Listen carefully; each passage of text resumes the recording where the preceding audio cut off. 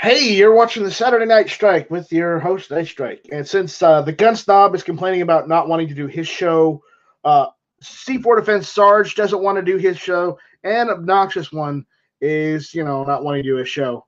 So, you know what? I decided to start it up and say, you know what? Screw it. Let's sit down and chat. So if you want a link, I'll send you a link, and yeah, we'll go from there. There we go. So.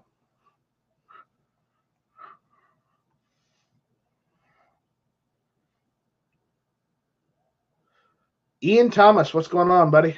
How you doing? I'm waiting for people to jump in, so there you go.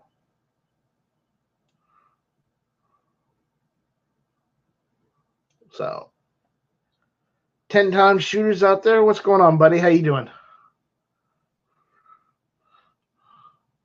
How you doing?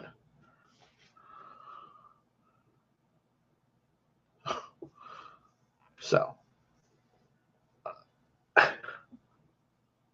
yeah.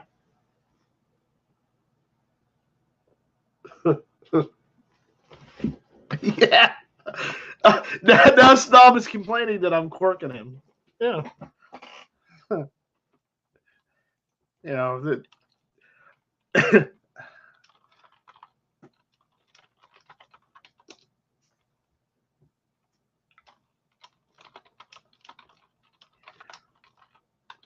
yeah. Snob, like I need your permission.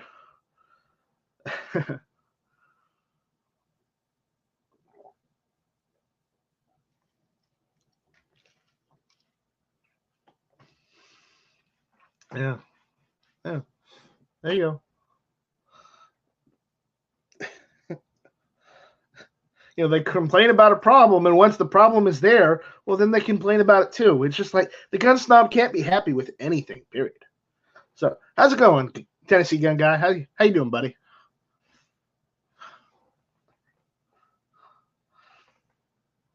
Yeah. Yep.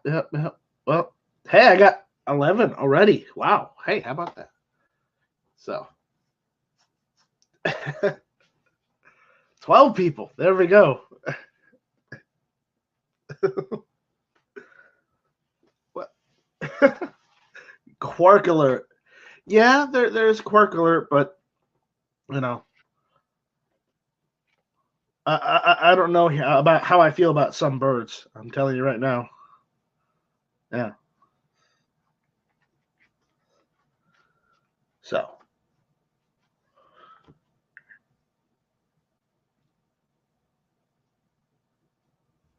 Yep. Yep. There we go. Haywood. Wow. I can't say the rest of it, but yeah. Hey, I'm not going to read all of that. Yeah. Yeah.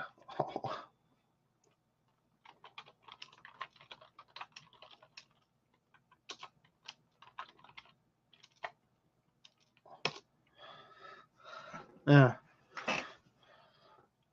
Closed captioning. When did I have closed captioning? Yeah. So. Obnoxious One, you said you weren't going to do it. Okay, don't tell me you were going to do a show when you said you weren't going to do it. So I was listening. I heard it. So I just figured I'd fix the problem. And if you don't like the problem being fixed, get your ass in here and tell me why. Don't just type out like a little bitch. Seriously. Yeah, I heard, Gary. I heard. It's a lot better than Stop Show. Wow. Hey, Weston, what's going on, buddy? Scott P79, what's going on, dude?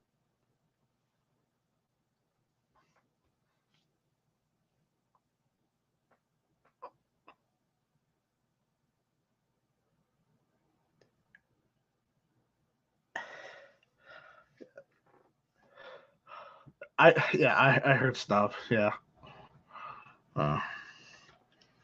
So dueling chats.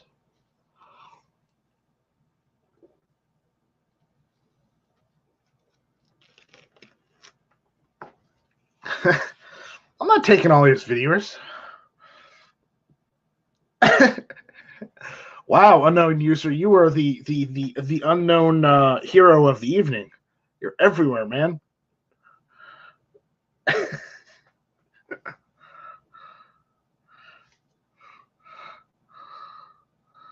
So,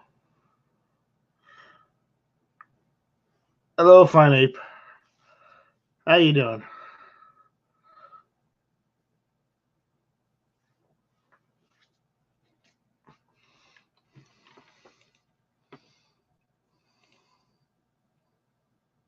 Oh no, no! I'm not going over there. I'm not doing that right now.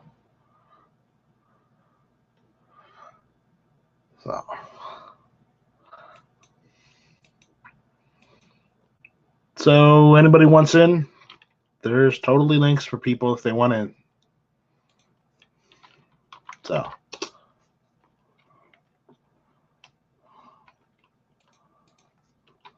There are links for people that want to join. All they have to do is just ask.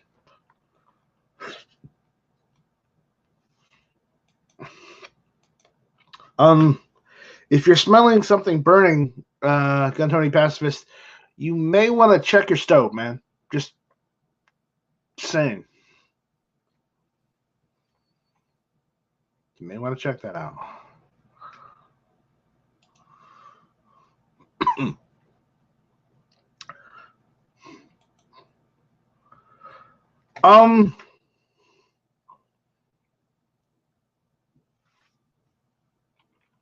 That is a good question, Ian.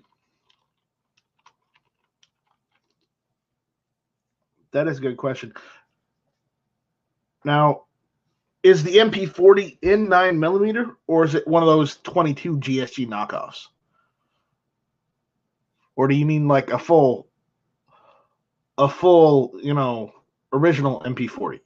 Because Sten versus an MP40, I'd rather have a MP40 over a Sten. I'm not that big of a Sten fan. So.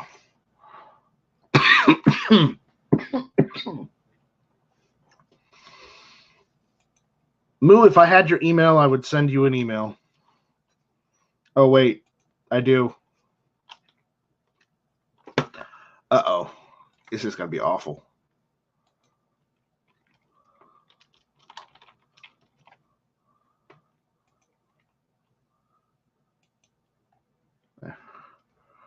So. Wow.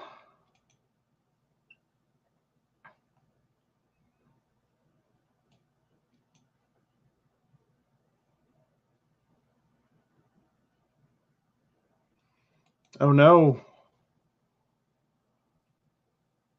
I'm having connection issues. What the hell? That's no bueno.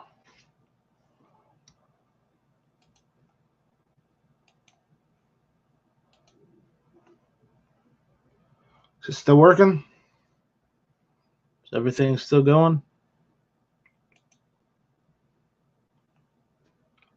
I hope so. Otherwise, how do I end this?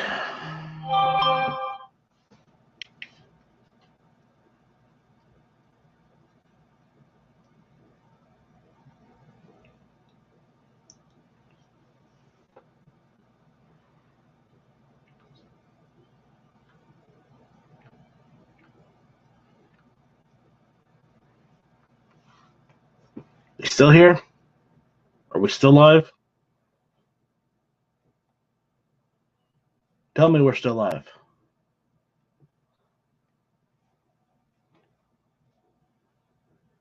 Okay, it says we're still live. Okay. All right.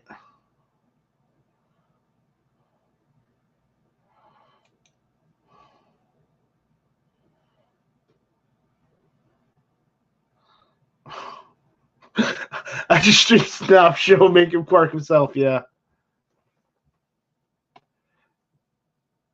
Yeah, Ian, I would say the MP40 over the Sten just because of the whole fact that the MP40, I like it more than the Sten just because it's actually it's actually machined a bit more than, the Sten is, because the Sten is literally just a pipe.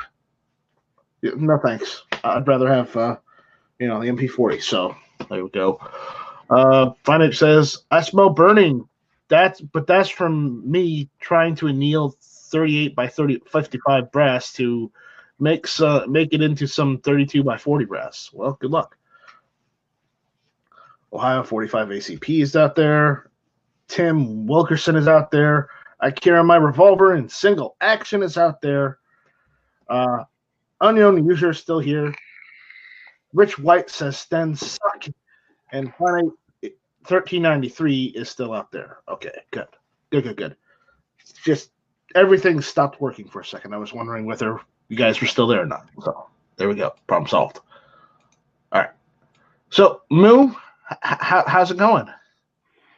Hello, sir. It's going pretty good. Just got home. We had dinner at a friend's house, so we just got back. And so you went live. And you have nothing to do, so you jumped in. Well, my old lady's shaving her legs, so that's going to take an hour and a half. Oh God, I don't need to know that. That's too much information, my friend. WTMI. Yeah. The less I know, the better. No, what's new with you, man? Not much. Just kind of chilling. I mean, the other day I got the magazine well converter to convert 5.56 to 9mm. I got nice. the because I'm eventually this lower receiver I've got is going to be a 9mm pistol. Okay, and it'll be kind of like a faux 9mm SMG, but in a pistol form. That way I can get away with having the original Colt SMG upper on there without without getting in trouble because it's a pistol. Gotcha. So I haven't gotten the buffer kit with the blade, because I think what I'm gonna do is I'm not gonna pay $100 for the pistol brace. I think I'm gonna go the CAC fin instead. Yeah, I got one of those. They're fine. I was gonna go with that because while I know the pistol braces are cool, but quite honestly, if it's just gonna kind of just lean against me anyways, regardless of where and how I'm shooting it, I might as well just have something there in place. Hell, I could get the really cheap pistol brace, which just goes on the end of the buffer tube, and that's it. But right. Those CAC or whatever. Nice. Yeah, those CAC blades or whatever, KAK. Yeah, they.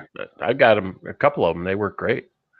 I just want something that looks nice, Yeah, especially it's minimalist, and if you're doing that 9mm, that's gonna be great.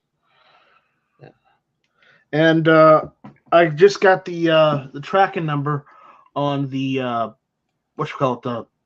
the magazines, because I got money for Christmas from family, so I've started ordering gun parts that I've needed to order in a while, that I haven't in a while, because I've been paying everything for GunTube. So Christmas money is going towards gun parts. But as it should. I ordered two magazines for the pistol build.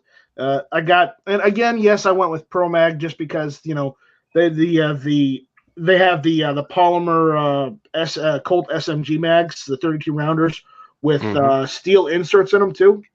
Yep. So I got those because there was a deal, like they were like $10 a piece. So I got two of them. Yeah.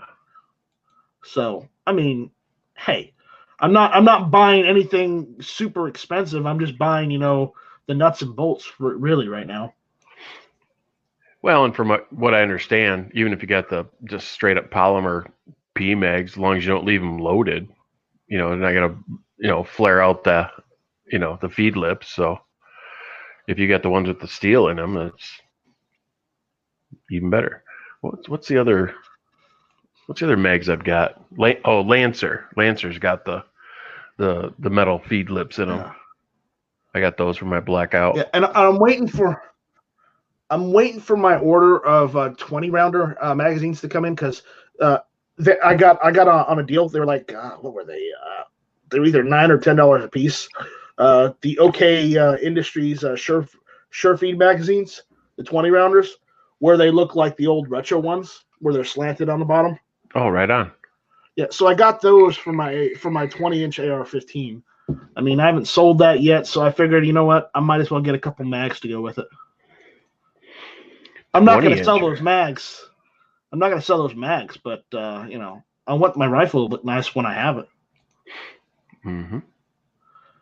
You know, because I've got that full size PSA PA-15 with the you know, the 20-inch upper on it.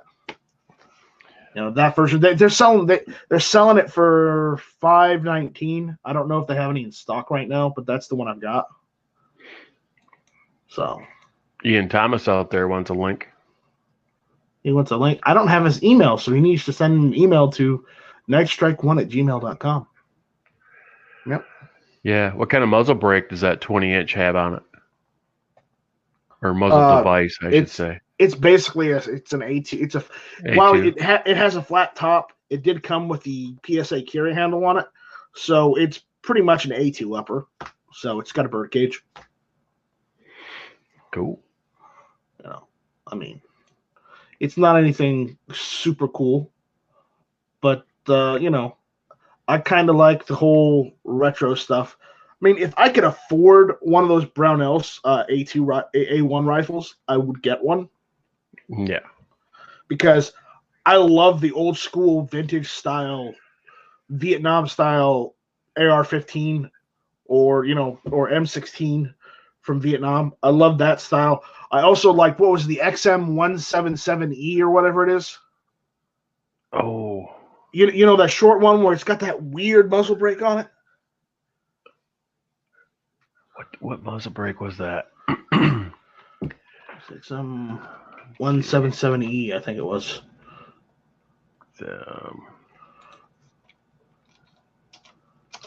Or it's just the XM177 rifle, you know. First thing comes up is Mac. Oh yeah, look at that. That muzzle device is pretty kick-ass. So I want one of those too, but again, you know, it's hard to get the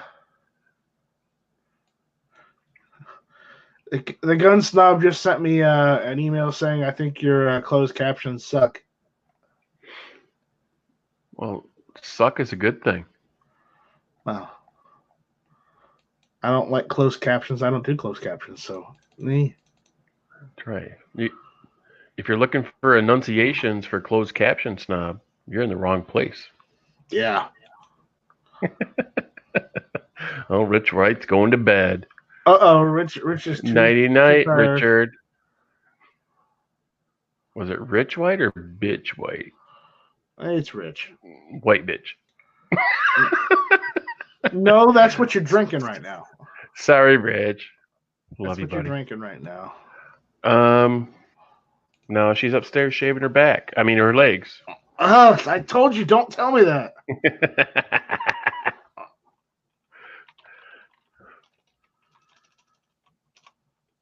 Mad sexy. You turds.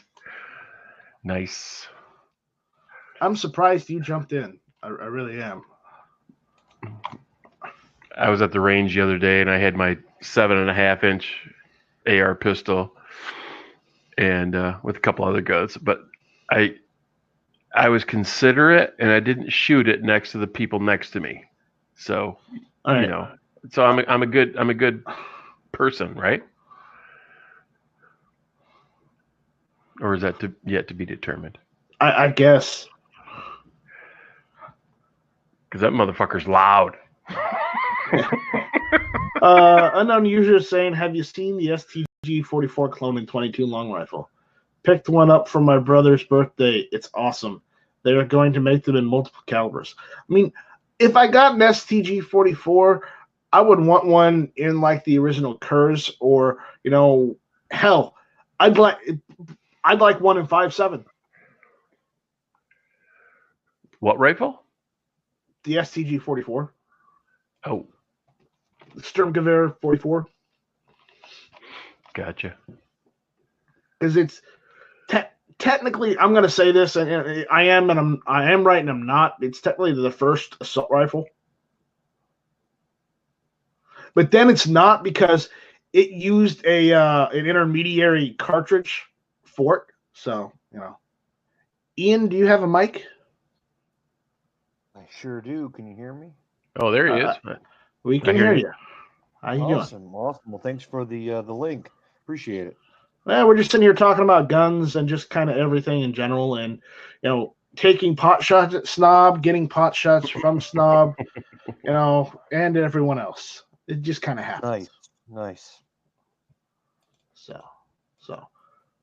So you got any gun projects you're working on right now, Ian? Yeah, I picked up a Sten from a thrift shop. You'll never believe it. It was up in Traverse City, Michigan. Picked it up for $250. Sitting in the back, nobody knew what it was. And now, is that a semi-auto one, or is it a? It's demilled. I'm trying to reverse the process. I'm doing a lot of research on that. Yeah. As long as you got paperwork for it. If you don't have any paperwork for it, don't go any further, because you don't want the ATF knocking on your door saying you made a new machine gun, even though the parts are like 40 years old. Oh no, 50 years old. Let me rephrase that.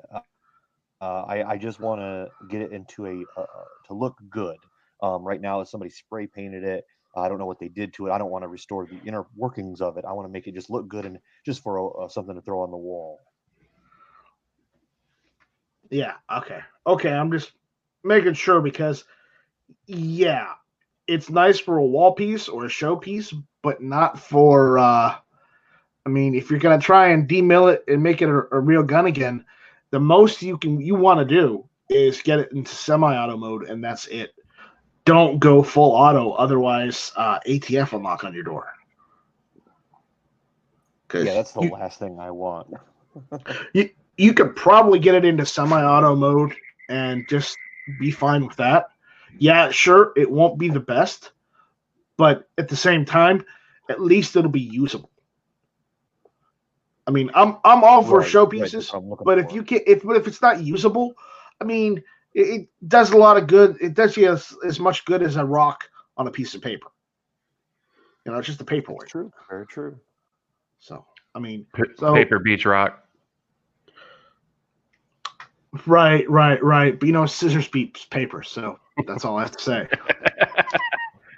Hey, Ian, do you live up there in northern Michigan? I live in Millington, Michigan, which is near the thumb. So I'm originally from Sandusky, Michigan. Which is very nice. Oh yeah, I live now over by Grand Haven, Michigan. Okay, yeah, I do a lot of traveling for work, so I know exactly where that's at. Nice. Yeah, I didn't know there was a pawn shop in Traverse City. I thought they were too uppity for that kind of shit. No, it's like a 4-story thrift, like an old school thrift shop / antique shop type deal, and that's where I got it at.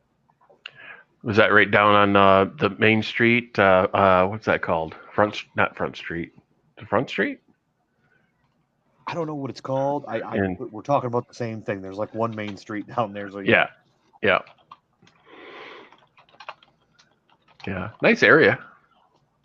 My brother lived up there for a few years. He was the manager of the Record Eagle, the newspaper up there. What's that, Night Strike? Yeah, I'm reading the chat outside, and Mad Sexy says 2 words at Night Strike. 2 words for the ATF: shall not be infringed. Technically, that's 4 words, but I can see the confusion. It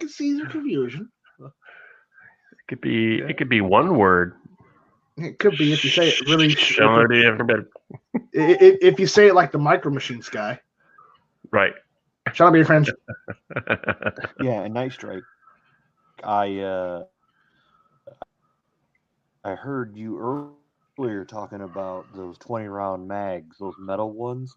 Those are a lot of fun, and it makes the AR look real retro. So I definitely agree with you on that. Well, these ones they're the OK Surefeed ones, because remember OK Industries and what is it, C magazines, they're basically U.S. military surplus manufacturers. So they make all the magazines for the United States military, and in the last 10 or 20 years they've just started releasing all those magazines to the public and making and selling them commercially. And quite honestly, hey, new production magazines, 20 rounders. I'm not getting the black ones. I'm getting the normal aluminum gray. I think they'll look pretty nice. So, yeah, they will. They'll look real nice on there.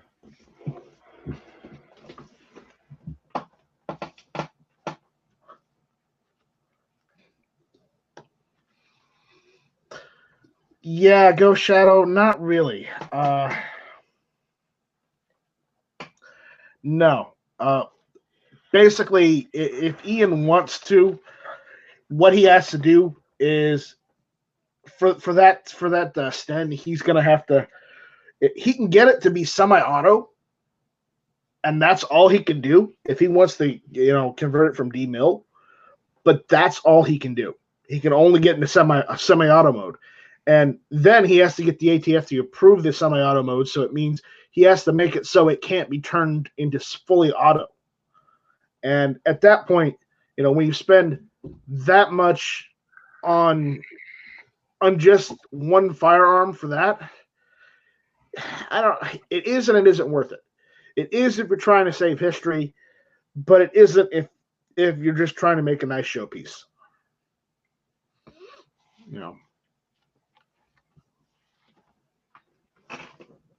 If anyone else wants to jump in, you just email me. And yeah. Well, technically, he doesn't have to get a license because he's in Michigan. Because I don't think Michigan is that anal about building your own firearms, are they? I haven't built like a Class 3 before. If you take the parts and you take the receiver and make a semi-auto only receiver for it, and then apply those parts of that gun onto that semi-auto, then technically you're making a new semi-auto firearm. Yes, you may still have to get ATF sign off for it because it looks like a Sten, but again, that's it. Oh God, Foos is out there. Someone sent Foos a link.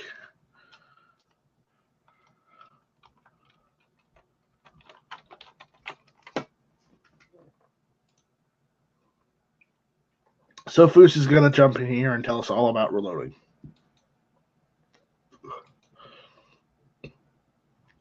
But yeah, I mean, I think Michigan is pretty tame compared to some other states as far as we're building your own guns. We're pretty gun friendly up here. Yeah. For now. For now, right. Our governor is an idiot. Yep. Dumbass. Aren't most governors idiots? Perhaps. Ours is mega super idiot. Foos, check your email.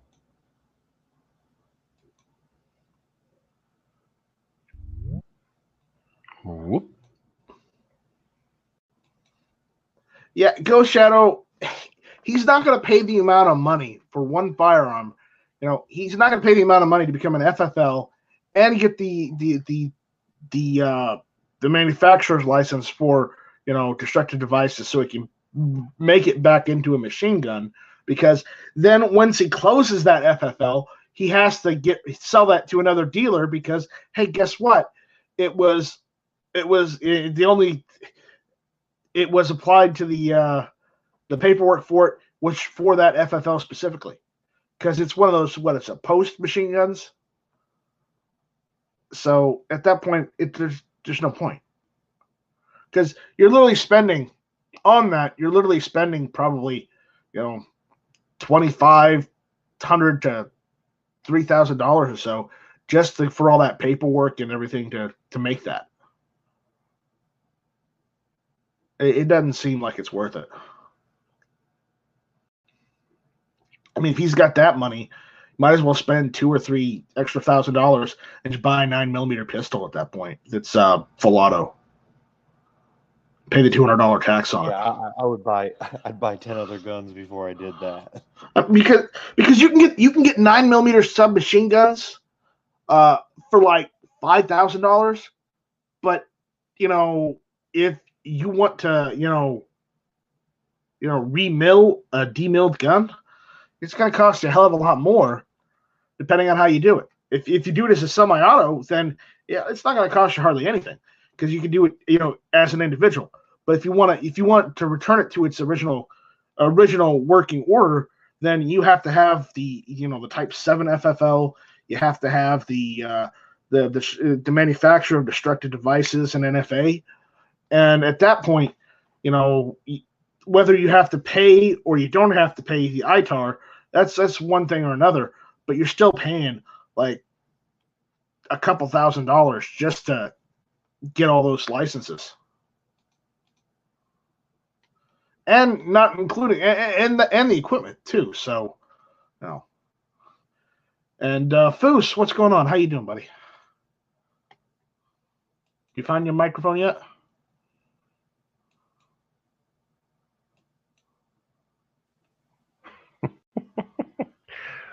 Maybe he's got sign language. Well, if he's got sign language, that's okay. I'll let him do sign language. Okay. NY Outcast, the FBI does not ask about me. They don't care about me. I'm not. I got nothing on James Comey.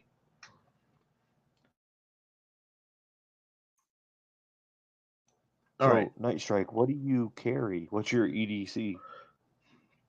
My EDC is the SIG P320 Compact in 357 SIG. Very nice. I bought the gun in 40 Smith & Wesson first. And then I bought the barrel for 357 SIG because if you buy a SIG in 40 Smith & Wesson, you have the same magazines for 357 SIG. And all it is just a barrel swap. That recoil must be a whole lot nicer than the 40. Quite honestly, I don't. The only recoil I notice is that 357 SIG is a little snappier, but it's not like it's more power. It's just got more of a crack when you fire it. Well, it's a smaller round, right? So, I mean sound wise. I mean, I've compared the sound between the 40 Smith & Wesson when it fires and the 357 SIG, and the 357 SIG, yeah, it is a little snappier, but the sound is a little crackier as well. So again, I don't notice the recoil between the two of them, but I like the 357 SIG more. Yeah, so the reason the crack's higher is you're having that extra powder in that necked case, and the bullet's the same diameter. So yeah, it's going to be a higher crack because you have more gas pressure behind the round. Oh, that shit's going like 1,500 feet per second. That's a smoking round. That's awesome. Yeah. But yeah, going back to that Sten gun, get it. The bad thing about Sten guns is it was an open bolt gun, so to get it to a semi-auto, you have to go closed bolt, and that's going to be a engineering nightmare to do that. It's a pain in the ass, is what it is. So unless the receiver was already on the NFA as a demilled wall hanger, just get it decent wall hanger, keep it on firing. Yeah, that's probably what I'm gonna do. I mean, I've seen some really cool builds of people turning them into semi-auto, and I guess that's great and all, but it's just not going to be worth the money, I think, in the long run for gun projects. I would agree. It's. I mean, if you could do it and you want to do it because, to say, hey, I did it, awesome. That's kind of like what I talk about people with, making building AKs. If you want to do it, that's awesome, but not worth it unless you just want to do it to say, hey, I built this. At least in today's world. Right. Thanks. Yeah, I appreciate that. I would definitely agree. But I mean, it would definitely be cool to be like, yeah, I built that stand. I did the conversion from an open bolt to a closed bolt. That'd be pretty badass. The third kind of cool.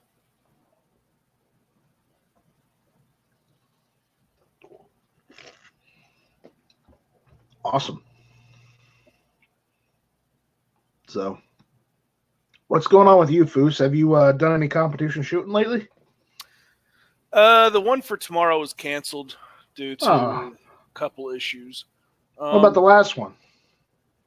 The last one I didn't go to because I didn't want to get wet, and the storm ended up going north, and it warmed up to almost 70 degrees, and it was beautiful out, and I didn't go, and I'm kicking myself in the butt because of it.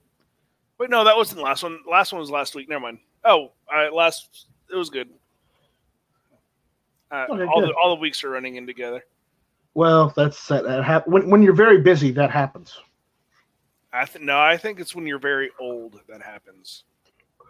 Well, if you're getting Alzheimer's, then I guess we got problems. Yes. And Scott P79, even though the message was retracted, I saw it, and yes, I did quote nothing fancy. Well, I thought that was second kind of cool, not third kind of cool. Or whatever.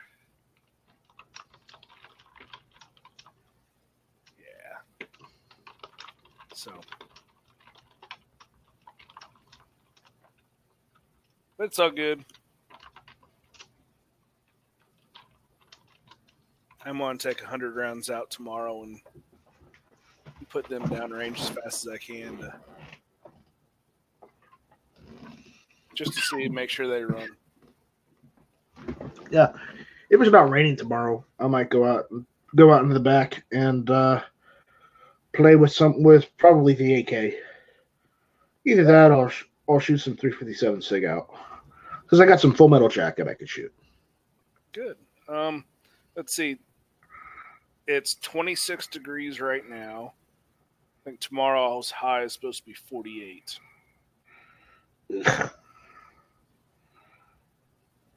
And whenever I plan on going out there, it'll be 28. So I'm not going to be out there long.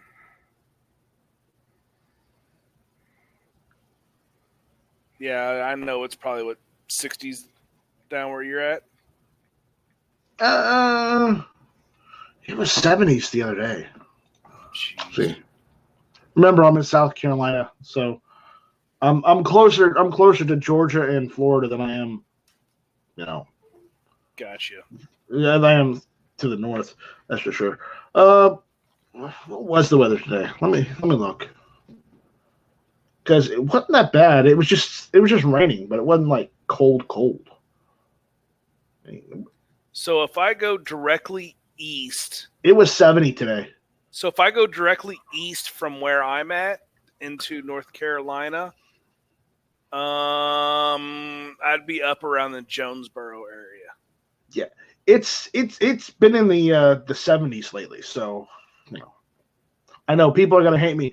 Well, shame on you, Knife Strike, for pointing out that you're in the 70s where everybody up in the north are in the 30s. And I'm like, yeah, I don't care. I don't live that far north. I'm never going to live that far north. Congratulations. Well, it's choices. If they want to have 70 degrees in January, they go south. Right. But if you have 70 degrees in January, you'll have 120 in summer and 110% humidity. So, but you have that all over the South, though. Right. I know. I have it here. I mean, even your part, your area is still considered part of the South, Mhm. whether you like it or not. Oh, I know. Yeah. I mean, it's great in the summer. It's like, oh, it's 105 with 105 humidity, and it's not raining. Yeah, we got that here, but again, if there is one caveat, if it's that hot out, I can go to the beach, and maybe at the beach it'll be like a degree or two cooler, or at least with the ocean it'll be a degree or two cooler, But you're kind of landlocked where you are. I mean, do you guys have any beaches or any pools or lakes or anything you can go jump in? Or I guess swim. Within a half an hour, I could be at like 5 different lakes. Any of them you can swim in? All of them you could swim in. Okay. So how do I share my screen?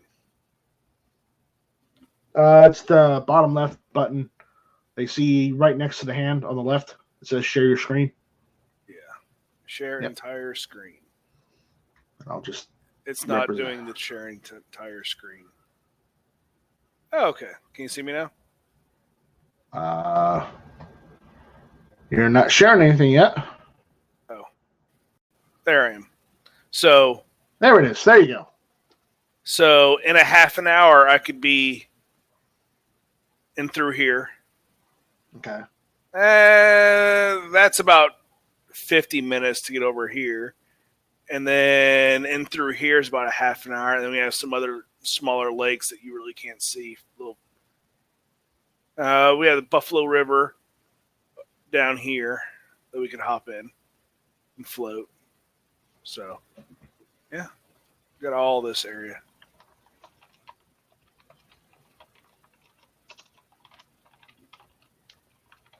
So, yeah, I got plenty of places I could go jump in and drink some oil-filled water. Well, it's good for you. It builds character.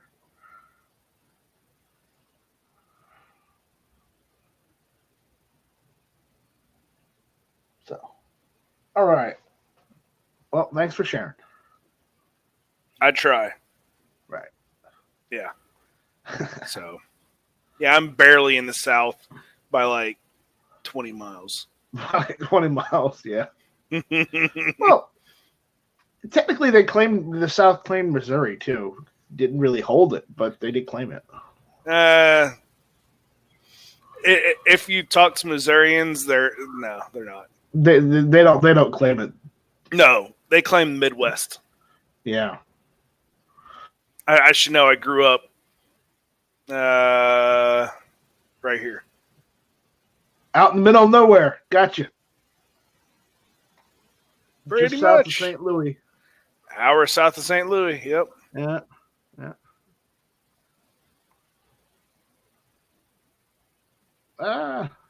Trippy. Okay, stop that. Stop that. Actually, I want to be. It's somewhere down here. I'm going to be in May for a match. My condolences. I want to be here for a match, and then I want to be wherever Omaha is, right there for a match. Michael you're not for a match. You're not going to South Carolina anytime soon, right? No. Okay, good. Good. If I did, I'd have to call you in. If you did, I'd have to take you out for dinner and give you buy you a beer and all that. Yeah, and then or several beers. Well, and then I would have to leave with an AK with my name on the receiver. No, you see, you only say that because it looks nicer than what you gave me. That is true. I did give you shit stocks set on it. Well, but I knew you were going to be swapping it. Well, so the furniture wasn't shit furniture. It's just, I mean, the furniture you gave me, it functions. It'll do its job just fine. It's just, it was just bland. Okay. Yeah. Okay. There was nothing wrong with it other than it was just standard black polymer furniture for an AK, but it was bland. So I got that. I got that parts kit, that furniture kit, and I say, you know what? Even if it's a Bulgarian or a Hungarian receiver, it looks nice with East German Bakelite on it. I'm telling you. And yeah, that was a Hungarian. Hungarian? Yep. Yeah. It was Hungarian. Either way, Foos, I know you miss it. I knew that was coming. No, I'm trying to think the last time I fired an AK. I mean, you used to be like one of the gun channel's aficionados of AKs. Yeah. Because you were building them left and right for a time. Built 1, 2. I think you built 4. Yes, and then I took one of them apart because it was out of headspace. Yeah. So I took that one apart. I actually have an under. Didn't one blow up on you? No. Okay. No, that was AWAC that he built an AK and it blew up on him. Oh, I didn't know that. Yeah. I think it was a headspace issue. It was on a 74. Okay. Yeah. Yeah. All mine are good on head spacing. Well, the one I took apart, I mean, it probably would have passed a field gauge, but I didn't want to chance it.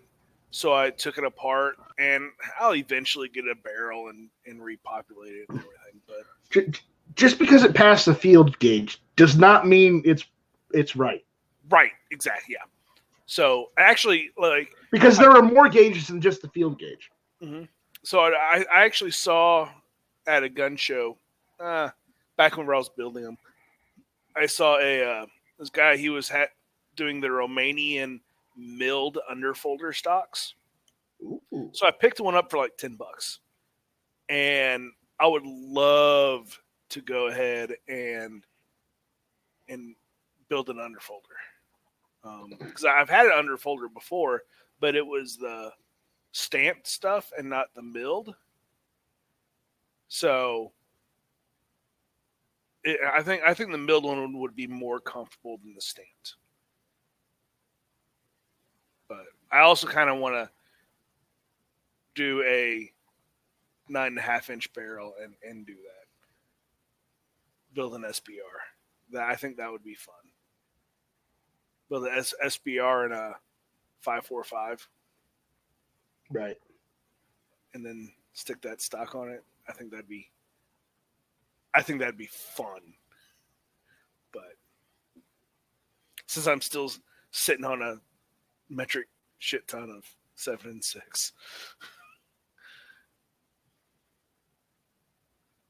Yeah, you might want to hold off on that.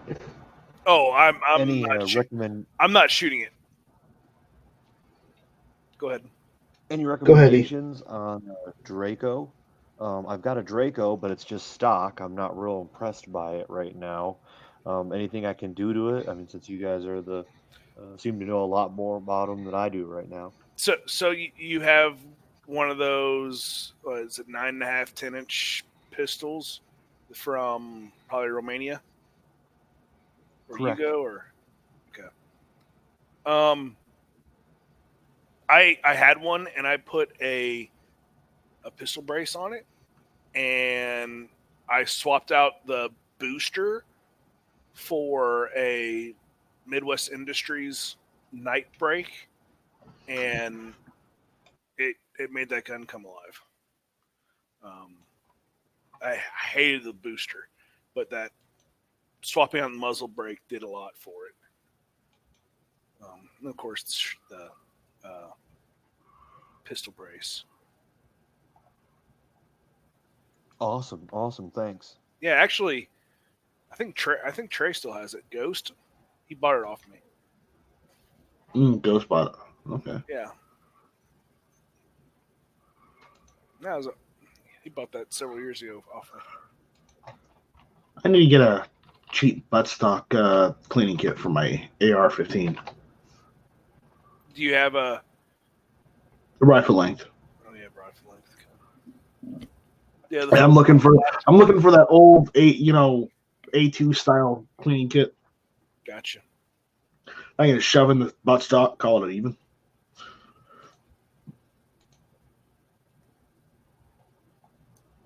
The cheapest I've seen is Delton Firearms. They've got a stock kit for the buttstock cleaning kit for like $11, but they want to charge you like $5 shipping. So $15. It's worth that's more than worth it. Because I've been looking, and I can get a used kit off of eBay for like $26, and I know I'm buying it from Delton Firearms, but again, hey, it's just a buttstock cleaning kit. Yeah, I wouldn't have any issues with that. It's not like I'm buying their rifles. Not that they don't make decent ARs. I mean, they make decent AR rifles. I'll give you that. But set as PSA and I get it from PSA, it'd be fine. Anyways, yeah. So,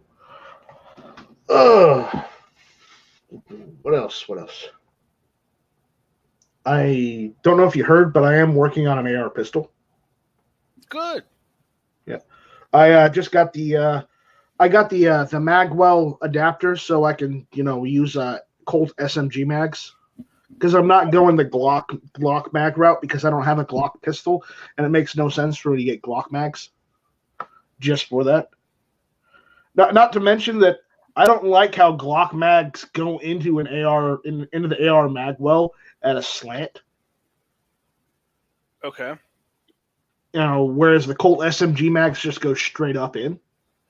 So I haven't ran the Colt one, but I have had a little experience with the AR, or with the Glock one.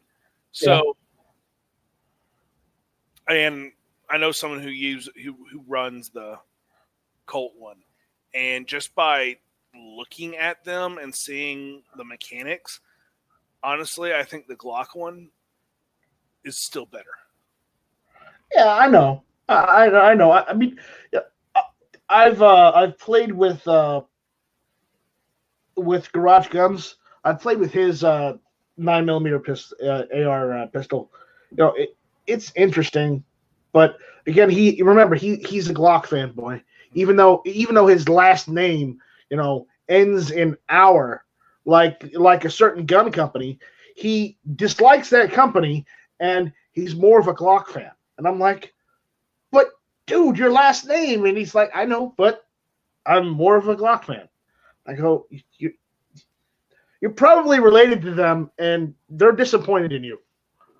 That's not saying much.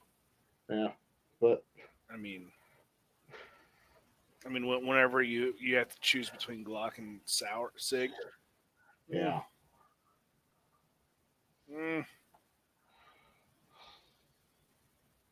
I mean, I wouldn't choose. Oh, it'd be an easy choice. Actually, no, it wouldn't. Because SIGs make good 1911s, but Glock makes a good. I think Glock makes a better polymer pistol. I don't know. The 320, I really like the 320. A few times I've shot out. I have about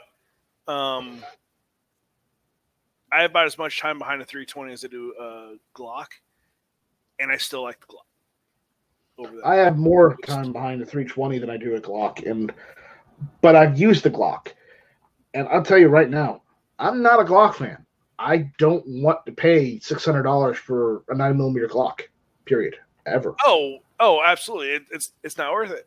Just like the SIG isn't worth that either. No, remember, I bought my SIG for $399. So, and it came with the fix. So anybody wants to make the joke, we'll just use the hammer on it. No, because I'm not the type of motherfucker that abuses my firearms by using hammer on it. One. And two, it had the fix already. So It was $399. I mean, 40 Smith & Wesson SIG P320 compact, $399. Good deal, in my opinion. Just saying. Yeah, that's not bad. And I got a barrel for like what, $90 for a 357 SIG. So, and hey, guess what? Barrel swap. Then I got a caliber I want. So it's just a drop in. It's just dropping. Okay. So I always forget how those guns are just a drop in barrel and doesn't have to be fitted or anything like that. Yeah. So I got a 357 SIG, and quite honestly, people say, "But Night Strike, you're paying more for ammo." Well, I've been getting a lot of cheap ammo from CDN and Sports because they've been having deals on that Hornady XDP 357 SIG. For a long time they were selling them for like $9 a box. They've raised it so it's like $12 a box now. But still, $12 a box for defensive for 20 rounds of defensive ammunition. I'm sorry, but it's still a pretty good deal. Yeah, it is. Because I remember, like, whenever I buy 9, it's usually $1 a round. Yeah. So, I mean, and just to clear the air, the Hornady XDP ammunition I'm using, it is hollow point. So, I'm good there. I have used it. I fired it in the gun. It works perfectly. I mean, I could go out and buy some other ammunition that'll work just as well. But again, when I can buy that stuff off of the internet, have it shipped straight to my house without me having to go somewhere else, I mean, because I got a range in my backyard, it defeats the purpose of me having to go to PSA and try out a bunch of ammunition that they've got there, and pay for their range when I got my backyard for free. Yep. I got to be back. I just realized that I don't have a gun next to me.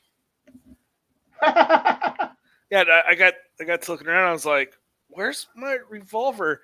It's in the truck. So I'll be back. Good luck. No. So Ian, you there? Yes, sir. What is your EDC? Oh man, you're not. Ooh, after that conversation, I don't even know if I want to tell you. Hey, if it's a Glock, I'll give you a pass. Yeah, I carry the 19X on my hip, and then I carry the 26 on my ankle. They liked a Glock because that's what Shane had on The Walking Dead, so that's where it started. Why couldn't you have been one of those people that wanted the Colt Python instead?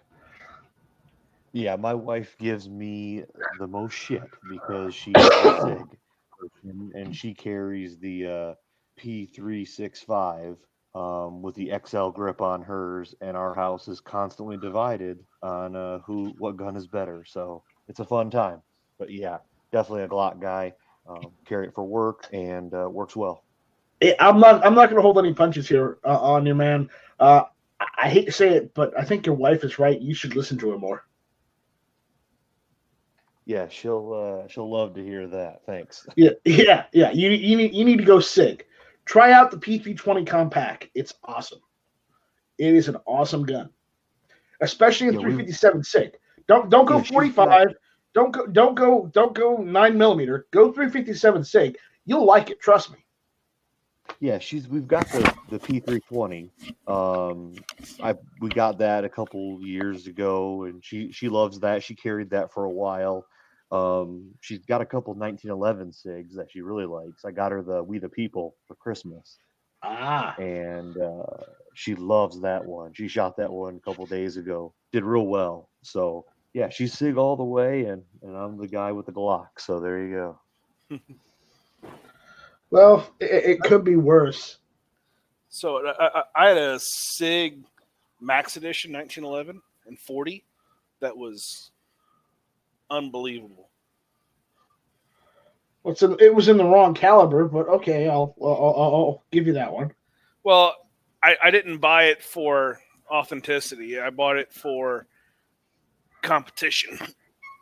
Yeah, I know. I'm just giving you shit because if you buy a 1911, if it's your first 1911, it should be in 45. My first 1911 was a Remington R1 in 45. I put 5,000 to 6,000 rounds through it. Blew the grips and magazine out of it with a double charge, and then sold it. I fired a few hundred rounds afterwards. Yeah. So Ian, what was your first handgun? First handgun was a 1911 high standard 45. Okay, good man. Good land. At least you had a brain. You lost it, but at least you had a brain.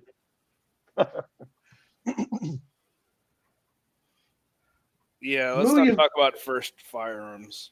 Yeah, Moo, you've been awful quiet. I was eating a bag of pork rinds. I didn't want to deafen all you guys. So. Oh man, pass that over. What was everybody's first firearm that they bought? First one I bought? Yeah. Remington 870 combo, slug barrel and a bird barrel. Nice. I got my first job out of college. That was in 1991. I still have it. I remember that year. Was that when you were born? No, I was a youngin', but I wasn't that young. I was 10.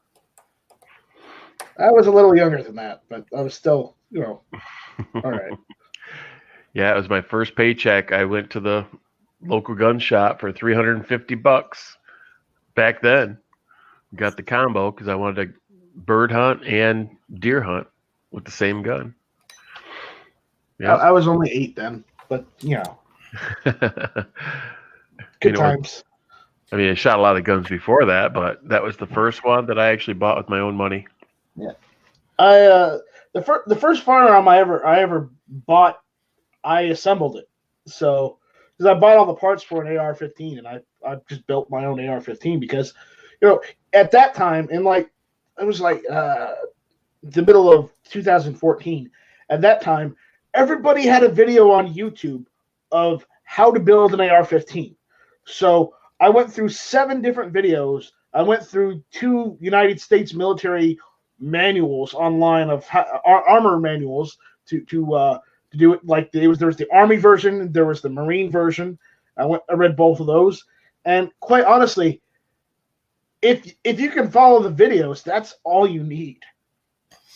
You need the tools too, but I was able to assemble it, and it still works, and it's still in my my safe. So there you go. Yeah, having the tools are really nice, but I'm sure you could build it with a toothbrush and a pocket knife. The only tool I really needed, and the only tool I really got. I mean, I know some people say, "Well, Night Strike, you should have a vise." Yeah, you should have a vise. But if you don't have a vise, you don't necessarily need it, but it makes things a hell of a lot easier. Yeah, my first AR I built didn't. Yeah, my first AR, I didn't have a vise, so. But hey, that's okay. I got a PSA upper on it instead, so I didn't have to build the upper. Nice. But I built the lower. I built the lower entirely myself because I just went and bought like one of those Anderson receivers from one of the gun shops here in town, and just assembled it. And there you go. The only other thing is, the only tool I really needed and I got is from the same place I bought the receiver. I bought a DPMS armorer's wrench because I did not have an AR-15 armorer's wrench. And really, if in a pinch, if you need to put an AR together, that's really the only tool you need is the armorer's wrench because it has the tooling for you to be able to put on take the flash hider off. It'll help you do the castle nut and a couple other parts of the rifle. And the armorer's wrench is like the one tool you absolutely need, in my opinion, if you're going to build an AR.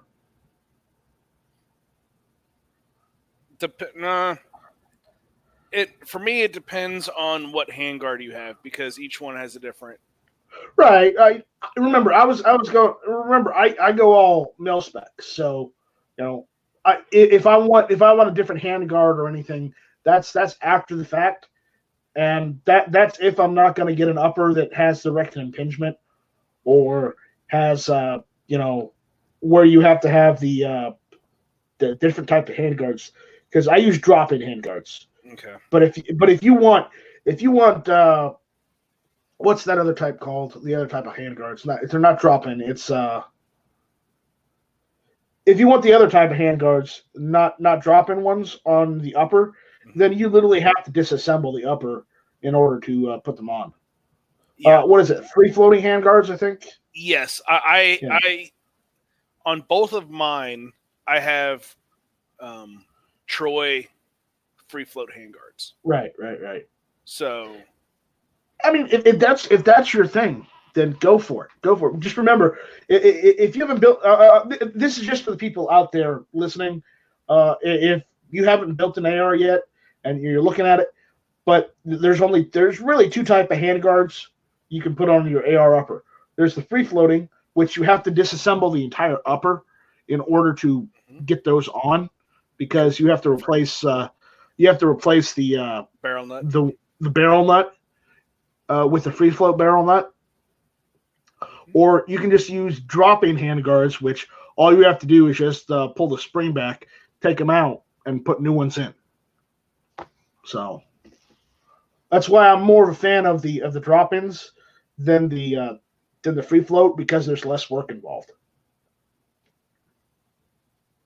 I'm not saying that they aren't great. That they free float looks great too, but I'm more of a mil spec guy. So hey, yep.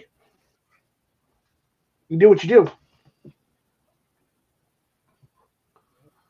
For me, as of late, actually all of 2019, if I wanted to shoot rifle, I brought my C308 out. Yeah, I mean, I tell you what, now that I've got mine running perfectly, I use that every chance I get, because and run this cheap steel stuff through it. I'm running straight Tula out of it. Oh yeah, me too. Old Tula and Wolf. That's all I put through that thing. Tula and Wolf, because there's while if you were shooting brass out of it, yeah, you could probably once or twice reload that brass, but after that, the brass just destroys itself. So there's really no point in shooting brass in a chamber that is fluted. Right. It's made for it. So yeah. Anyone that doesn't know, the C308, the HK91, the G3, or the PTR91, the 308 variants, basically the chamber of which the round goes into is fluted. So they make indentations on the brass if you're using brass ammunition. The 5.56 ones are fluted as well. The 5.56, I haven't messed with the 5.56, so I don't know if those were fluted or not. A buddy of mine has one of the Century Arms ones, like was it C93 or something like that? C96? No, I think it's the 96. Whatever it is. No, anyway, the name that the type of the gun doesn't matter, but yeah, it's that roller delayed blowback. But yeah, it has a fluted chamber as well, and it doesn't put dimples in it. Doesn't do anything to the brass. What the marks you see on it, that's the powder burns going down into the flutes, and if you just run it through a normal cleaning process of any brass, it'll take all that off. It doesn't actually do anything. It's the C93. You were right. That's the one that's in 5.56 and 223. Yeah. So yeah, he has that. The only thing that sucks is he was like, "Where do I get mags?" I'm like, "Well, you picked the gun where the mags are $50. Sorry." Gunbroker and Arms List. That's where you get mags. He has 10 or 12 of them now. Well, Yeah, this guy, he doesn't want to. So whenever he got it, his wife actually got it for him for Christmas. But Well, that's nice of her. yeah, this guy, he is like, if it's mainstream, he usually doesn't want it. So Yeah. But I've got when I'm the problem I had with my C308 was the trigger pack that came with mine was garbage. Dude, my trigger pack, oh my gosh, it has take up, but once it hits the wall, not much past the wall, and it just goes, and then it tries to push your finger forward. So if you don't pin it, or if you don't hit and totally release, you kind of like in a kind of limbo state, you will bump fire the living crap out of it.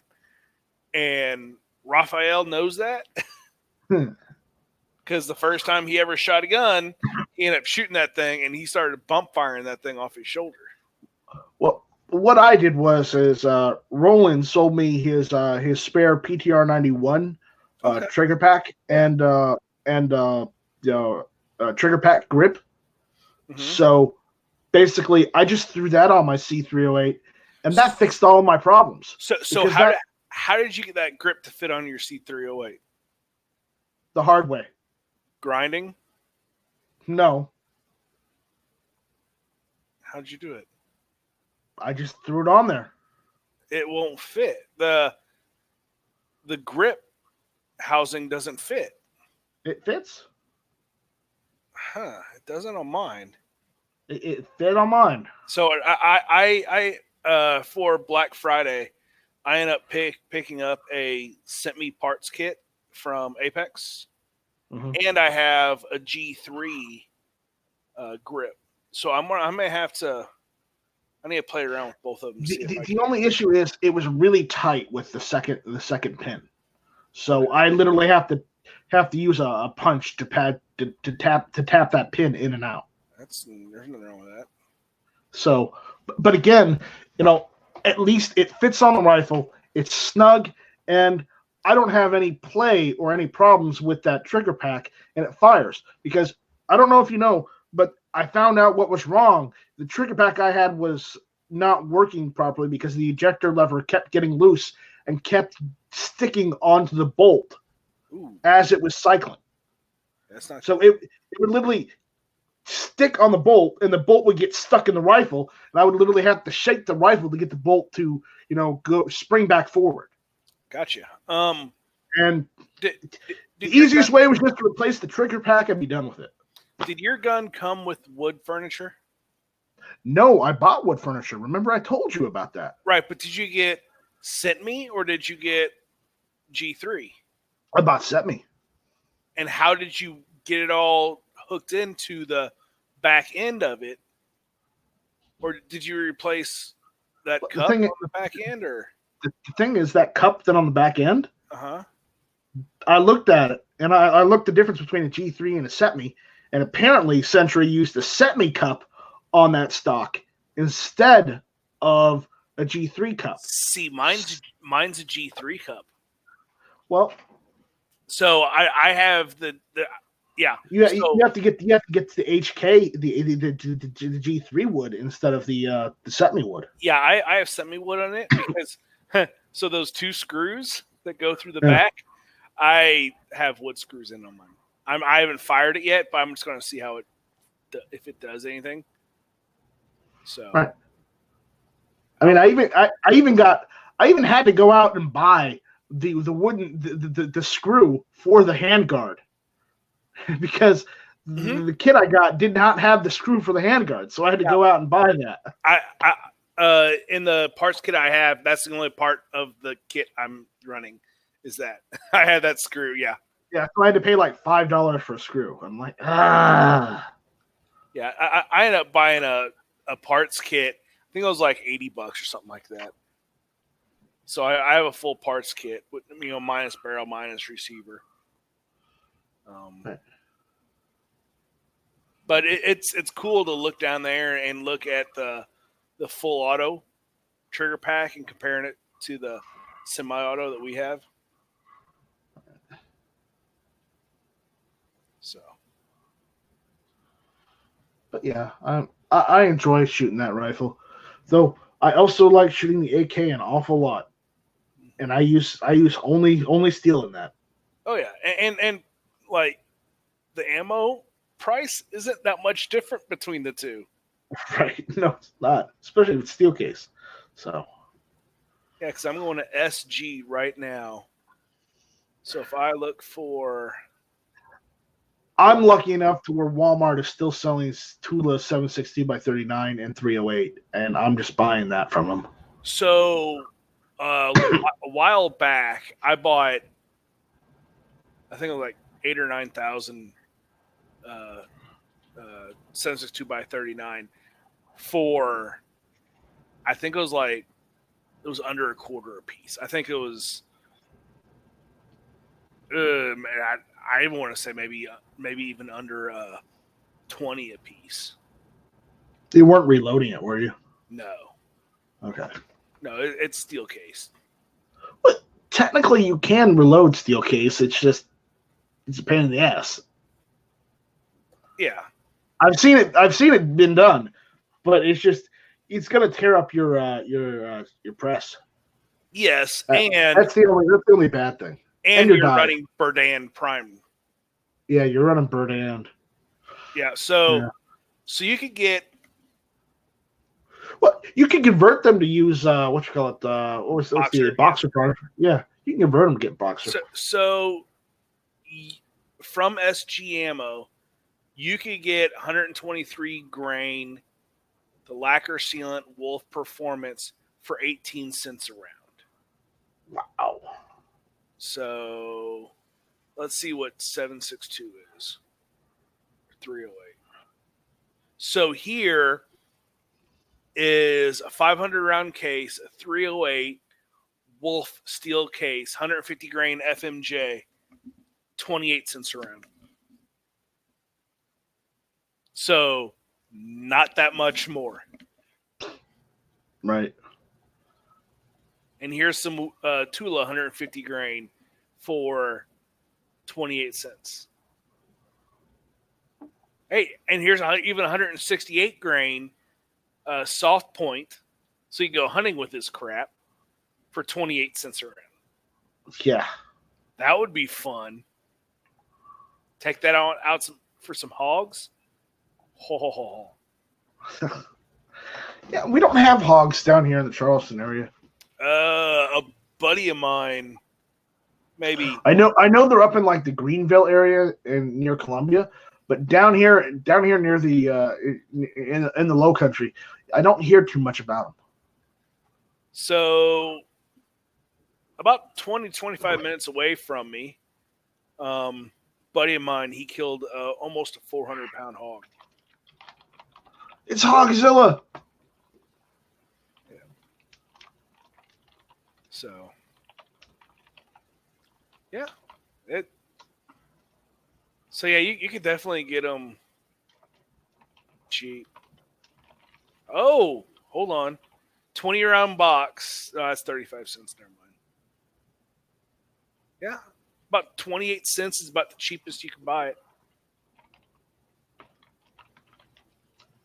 I might have to look and see how much I have. Hey, did I tell you I found a case of it that I forgot about? 308?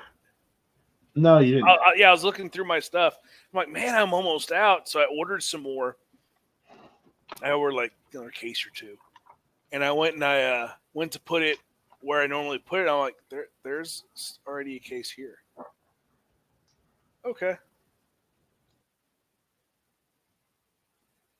Now, guy that comments says, if 308 isn't an intermediate cartridge, then what is it? It's a battle rifle cartridge. That's what it is. It's a full power. And it looks like it's raining extra hard outside now. Awesome. Storms ripped through here last night. Yeah, I hate rain, dude. I tell you. Aww.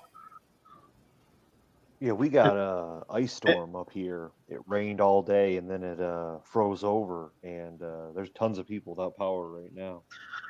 Well, it just means I can't go outside and shoot the back tomorrow. That's what it means. Why not? Because of rain. It's raining. I'm not going outside in the rain. I don't have an overhead or anything. Yeah, Ian, we got about 1/8 inch of ice encrusting our cars right now. That's too bad. Mm-hmm.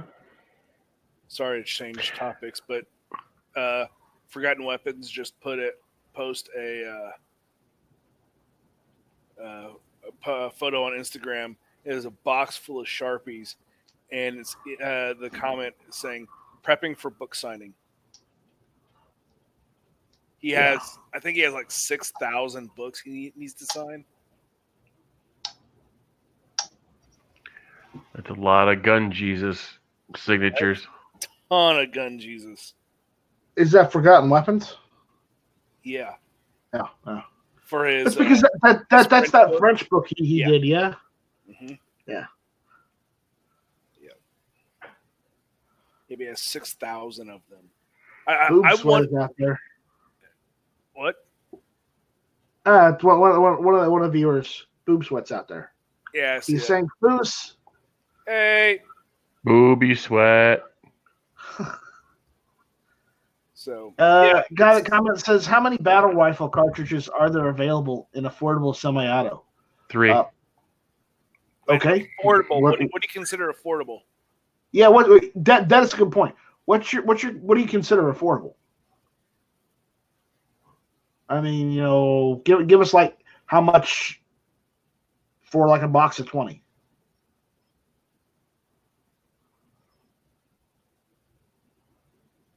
Because that'll defend, that'll figure that one out. Because I think there's more than what you think. Right now, I'm trying to scrape together enough money to get a CMP Grand. Yeah.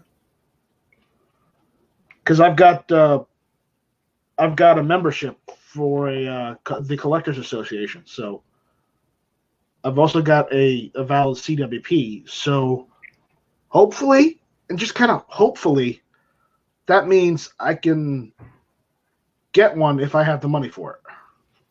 Because I'm just going out to SGM again. 308 we kind of already talked. You can still get 762 by 54R, which there are semi-autos in there. 43, 45 cents around, something like that. 7.5 French.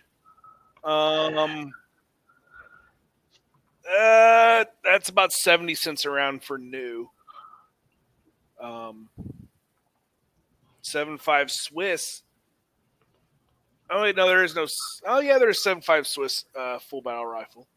That's about 75 cents around, so that's not crazy bad. And then you can go 8mm. You could get a 250 round can, 8mm Mauser, 198 grain, 50s and 60s Yugo surplus, belted for 44 cents a piece. So privy stuff is 75 cents a piece, so that's not crazy expensive.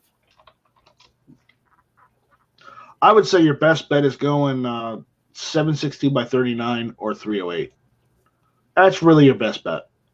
I mean, the 760 by 39 is cheaper. 308, as far as the rifles, you want rifles in 308. I mean, you have the choice of the FALs, the C308 or the PTR 91, or really any other semi-auto rifle, or even the AR-10 at that point. If you want a battle rifle that shoots a battle rifle cartridge like 308. Yeah. Or hell, you could go back a generation and just go with the main battle rifle and go with like an M1 Garand in 30-06. Yeah, the ammo's a little bit more expensive than 308, but you're shooting $1,000 or a Garand or however the hell you're supposed to say it.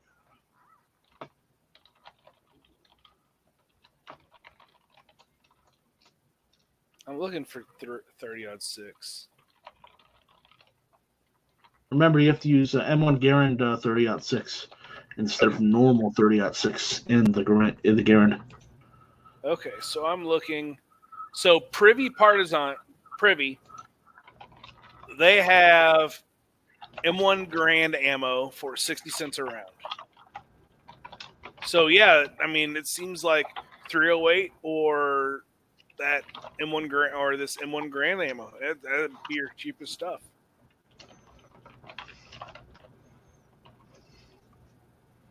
And if you do that 308 out of a AR platform or something that doesn't destroy its brass, you can still go out and buy cheap projectiles.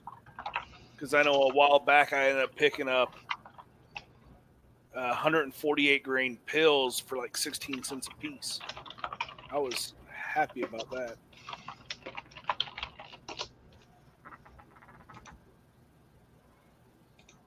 Yeah, absolutely. And no, you're right, Mad Sexy, and that's why I said, go with the Garand or another rifle in 30-06 if that's what you want.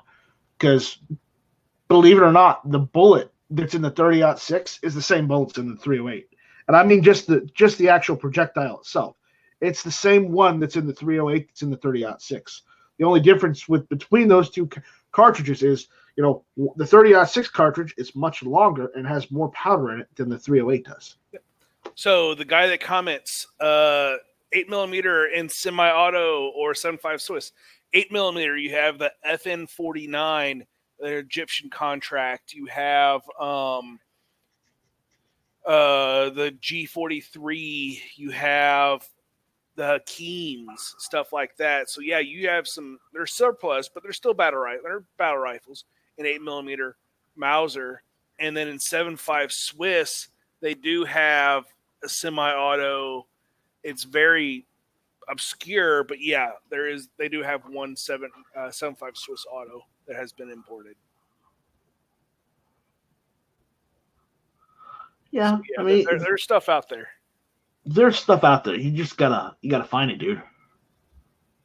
Mm-hmm. Which I passed up on a FN49 just because I just bought 1,200 pounds of brass, 2 or 3 other guns, and I just couldn't justify spending it at that time, and I'm kicking myself in the butt already.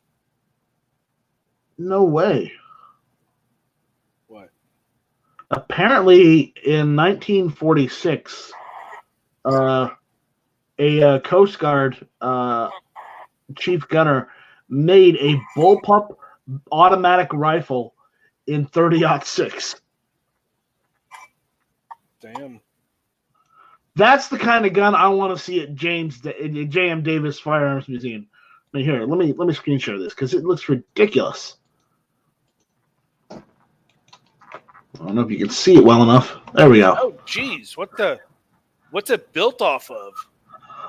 I don't know. It looks like he used some of the wood from like an M1 carbine or something. But that's a bullpup 30-06. Figure that out. I'm at a loss on that one. So I'm trying to figure. So 2 fingers in the trigger guard. Yeah. There we go. Where was it? There it is. There it is. I'm at a loss for that. Because look at that. I'm wondering where the ejection pattern is. It's probably out the left. Well, or it comes out. Well, it comes out the top. Yeah, but so it has to come out right above the hand, because if you look right next to his face, right next to his left eye, that's the rear sight. That kind of looks like his cheek bone area. That's his left sight. I mean, his rear sight. So it has to come straight up.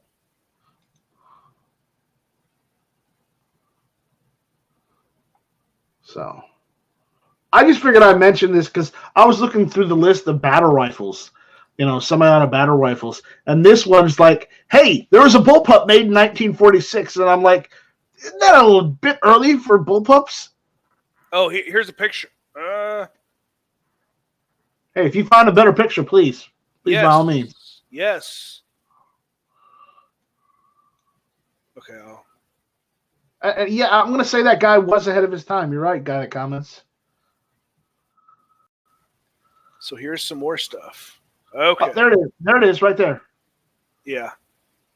Right there. That one, right there. Crap. Control plus.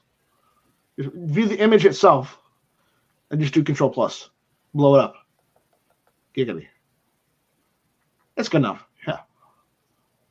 Yeah. So it comes straight up. That's a BAR mag. It does look like a BAR mag. But admit it, for a bullpup, that's ahead of its time. That is.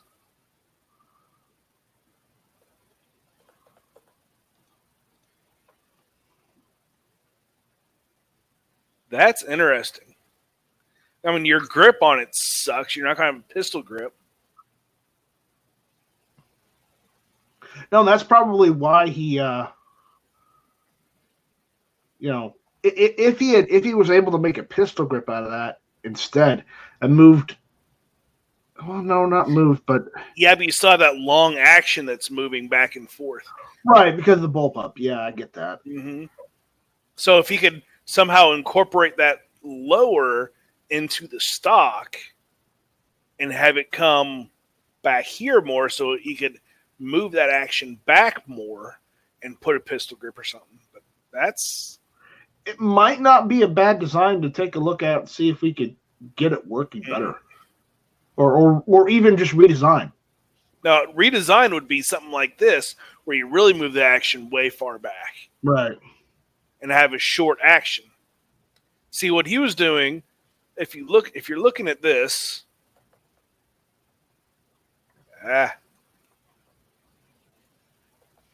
okay. So if you're looking at this, you still have a long piston. So it almost seems like this gun is a short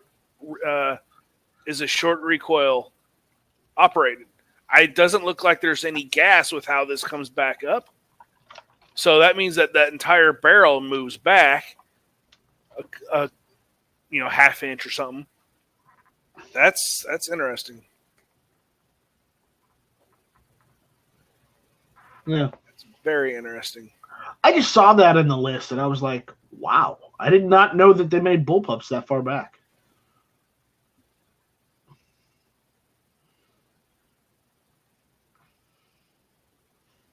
Yeah. That's interesting. That's almost the same design, except the trigger is moved up a little further. Different magazine too. That's probably an AR magazine, just by looking at it. Yeah. No, it could be a M14 or an M1A magazine. True.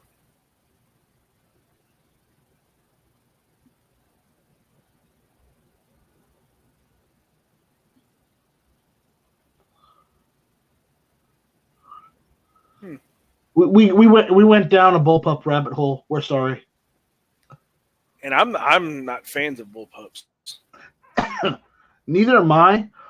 But when it's that old, I did not think that they made them that far back. Again, still pretty cool to see that. Yep. So, still pretty cool to see that.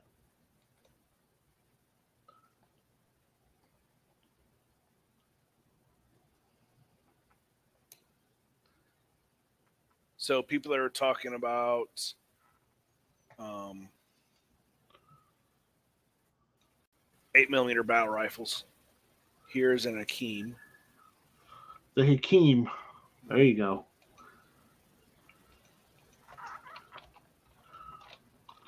Yep. Just watch out for the charging of the rifle. Yeah, Get you. it's got a bite. And it's direct blowback, unlike what the AR has. I mean, a direct gas piston or impingement. Yeah. Direct impingement. What? Yeah, it's direct impingement. As you see right here. Yeah, you can see it right there coming out at the top. Yeah. Goes straight to the bolt, and the bolt moves and everything. What the AR is, it's actually it's a piston. The bolt's a piston. Yeah. So.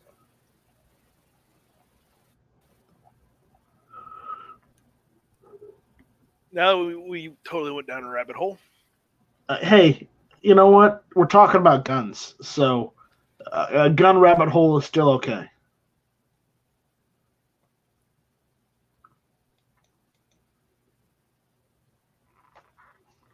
Yeah, guy that comments, that just means I can't ever go back to California. Not that I want to, but again, I'd rather not be wanted in any state. I've been in California once, and that was enough. I've been there more times than I can shake a stick at. Well, don't shake a stick at it. It's a really nice state. It's got a lot of great things, but man, the gun laws just suck, and that's it's a really nice state. Their gun laws suck. Well, the only time I went there, I was in San Diego, and I was on the bus, and two people got into a fight, and I was like maybe 10 feet from them, laughing at them. Like hardcore laughing, pointing, and being like, yeah, it was funny. You were probably a kid at that point. Me? Yeah. This is like 2 years ago. Oh, it's 2 years ago. Well, then never mind. Yeah, San Diego is crazy. You think it's a really nice town, but it is got some rough parts, like Flint, Michigan. You see, the problem with Flint, Michigan is, if only I could get enough lead out of that water to reload some ammunition, it'd be just fine. Shouldn't be a problem. I lived in Flint. We just moved out of there, and oh my gosh, man, that is it's just sad. It's sad, man. That's all it is. Though I will say the one thing about Flint, Michigan is I've seen some really good armless gun prices out of that city. I don't know what it is, but I guess people like sell their guns left and right.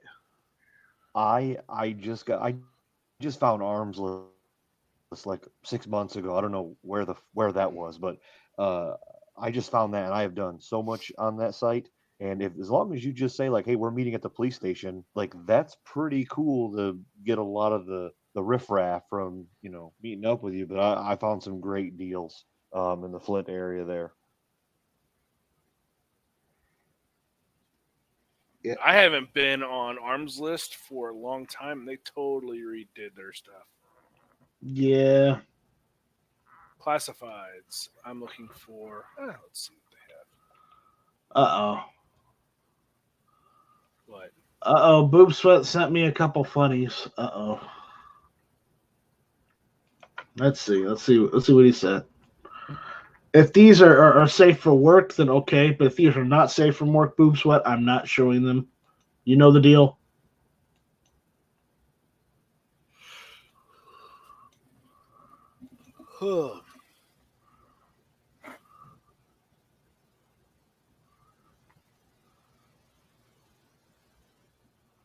Okay. Yeah, I can't show the second one, but I can show the first one. There. All right. What's the first one? There we go.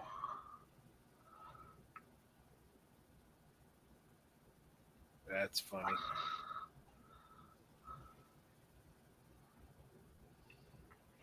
There you go. That's pretty good. That's pretty good. You keep hearing rumors about a Goonies 2, but never, Yeah, never they'll never anything do it. factual. Kind of sad. But apparently, a Bill and Ted 3 is happening this year. Oh God. That's going to be pretty awesome. I'm not going to lie, kind of excited about that. It's gonna be awesome, and it's gonna be bad too. Because if they screw it up, it's gonna be just really bad. It's not gonna be a bad movie that I like. It's just gonna be a bad movie. But if it's awesome, then it's gonna be a Dumb and good Dumber, bad movie that I like. Came back into that. Yeah. So.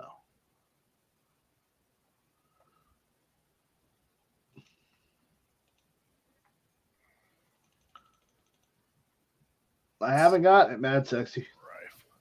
Rifles. What the hell? Oh, is that a Regal Precision? Oh, Savage 6.5 Creedmoor. Hey Moo, you there? Yeah, buddy. Did you follow my directions? Yeah, but I must be a retard. Well, I'll give you that. You are special. So That's why the milk, instead of normal white milk, that's why yours comes out chocolate. It's salty chocolate. Yeah. So check out that link I just sent you guys.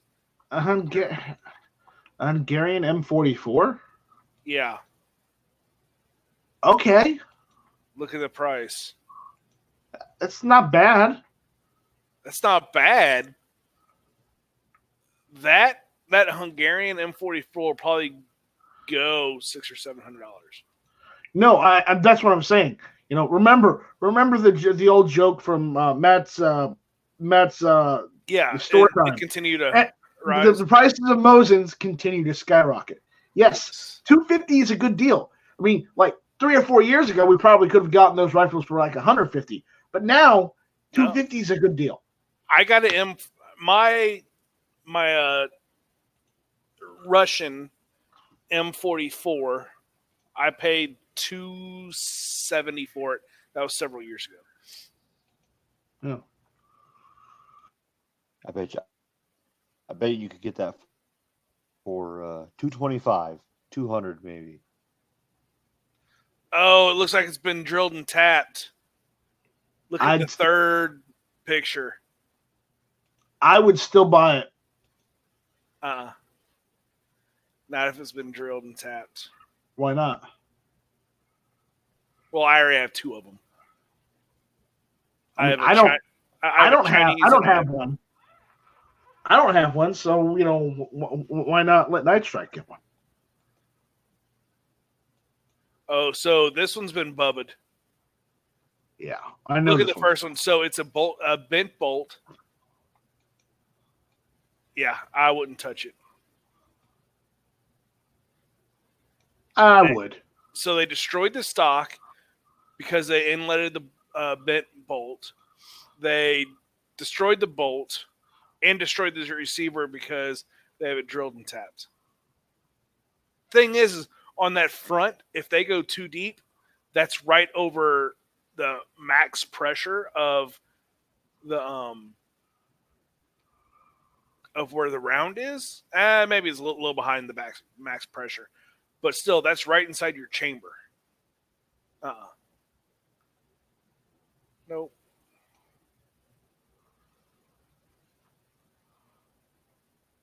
Oh, you're always picky about something, aren't you?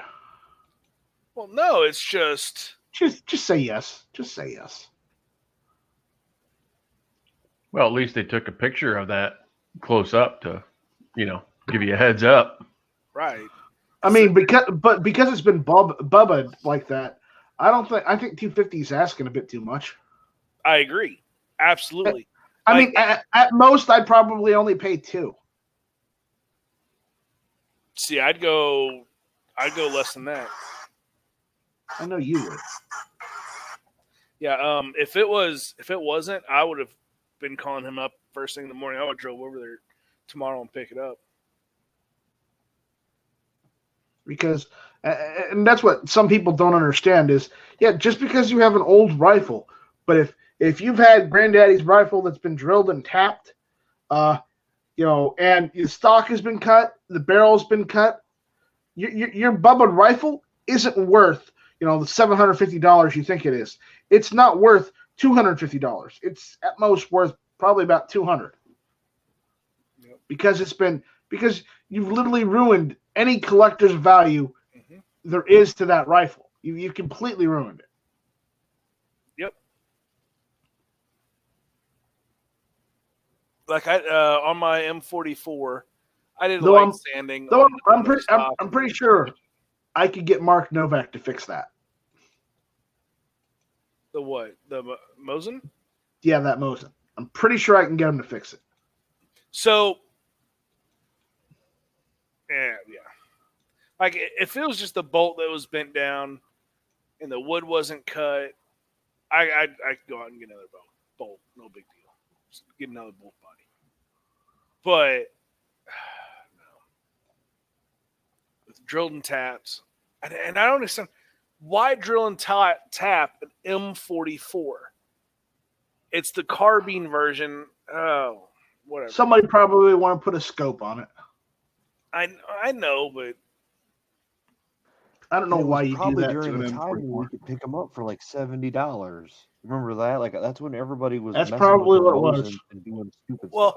No, the 9130s were $70. These weren't.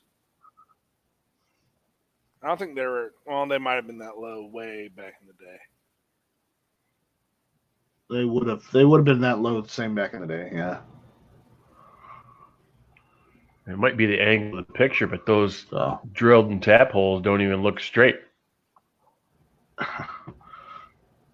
That means it was somebody's grandpappy that did that. Hand drill. Selves. The grandpappy did that. My grandpappy. Yep. All right, guys. I think we're gonna call it here.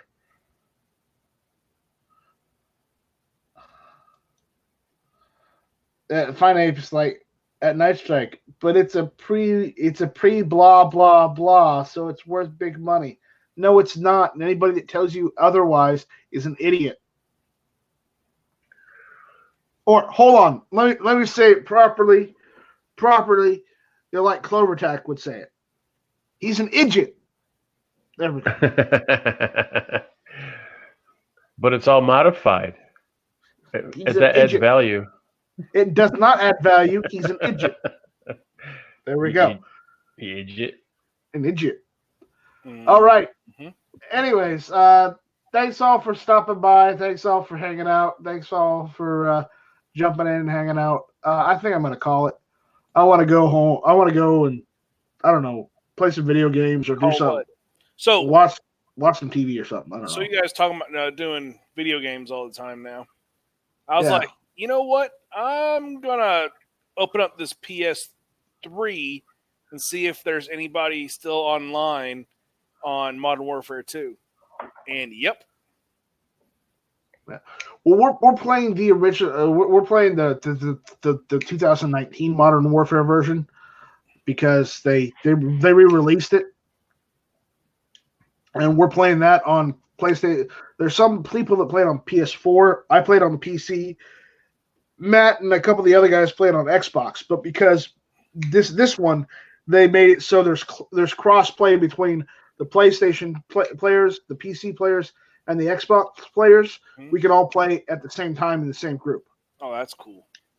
So do they have that version for the PS3? Nope, it's only for the PlayStation 4, the PC, or the Xbox. So if you got I'm still playing Doom on the 8-inch floppy. Well, you're playing Doom on an 8-inch floppy? No, that's wrong. It's 5 1/4, my friend. No, we had 8-inch floppies in the hospital. Well, your hospital sucked. It did. I remember 8-inch floppies. Hell yeah. I also remember 5-inch floppies. I also remember 3.5-inch floppies. I only use the 5-inch and the 3.5. That's what she said. Giggity. All right, we're done. We're done here. We'll see you guys later. Ian, say goodbye. Goodbye, Ian. Thanks for having me here, Night Strike. I appreciate it. Nice meeting you guys. You guys have a good night. Be safe. The only reason she uses a 3.5 or a 5-inch is because Night Strike didn't have an 8.5. It's so true. It was all floppy, though. I did have CD caddies, though. I did have CD caddies. But with that, we're done. We'll see you guys later. Take it easy. This has been not hit or miss. It's not hit or miss. It's the Saturday Night Strike. That's what I said. This has not been hit or miss. There you go. All right. Thanks, Night Strike. Yeah. Later, y'all. Later, bud. How do I turn this damn thing off? Was this Yankee? Moo, do me a What? favor. What? Drop kick the live stream so we can turn this off. Drop kick? Yeah. What? Yeah, just you use your 2 hind hoofs. I was waiting for Night Strike to talk about my floppies. Nah, forget the floppies. Midnight We gotta rain. hook just give it a kick. Here it goes. Moo's always playing with the floppies. I have floppy ears. You do have floppy ears, but give it a kick. Ba-ba.